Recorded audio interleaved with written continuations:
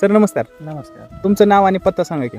माझं नाव बबन रमेश सोळंके. हां. मुक्काम चांदोली, तालुका निलंगा, जिल्हा लातूर. ओके. आता आपण ज्या भागामध्ये हा सगळा कोरडवाहू भाग येतो, उन्हाळ्यामध्ये म्हणजे जवळपास पाणी पिण्याची पण टंचाई असते, हो, बरोबर.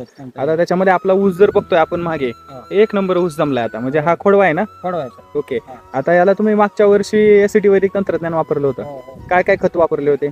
ते एस वैदिकचं पूर्ण वैदिक कृषी अमृत, हां. परत SSM आणि RNPH RNPH पण टाकलं होतं आणि सॉइल चार्जर ते लिक्विड दिलेलं आहे. लिक्विड दिलेलं. ओके. तुम्ही 2 वेळेस खत दिलं होतं ते. 2 वेळेस ते एक ओके. दिलेलं. डोस 2 वेळेस दिले होते तुम्ही. ओके. त्याचा काय फरक वाटला? फरक कसं आहे सर, की पहिल्यांदा पीक ऊस लहान असल्यामुळे त्याची भूक छोटी असते. हां.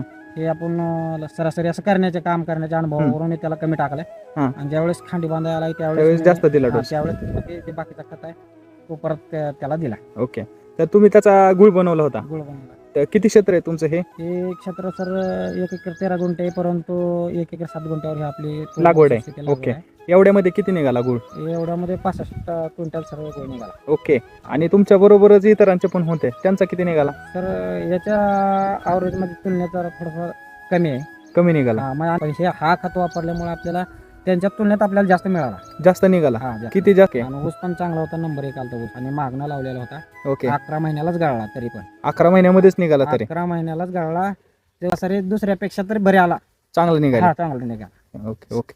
तर आता या वर्षी पण तुम्ही त्याला पूर्ण याला वापरता? ओके. हेच वापरणार. आपण पूर्ण टोटल रासायनिक शेती बंद करून टाकली, कारण आपल्याला याचा रिझल्ट मिळायला लागल्यावर आपण दुसरं काय वापरायची गरज नाही. आपल्याला रिझल्ट भेटल्यावर काय पाहिजे. नक्कीच. चालेल सर. धन्यवाद.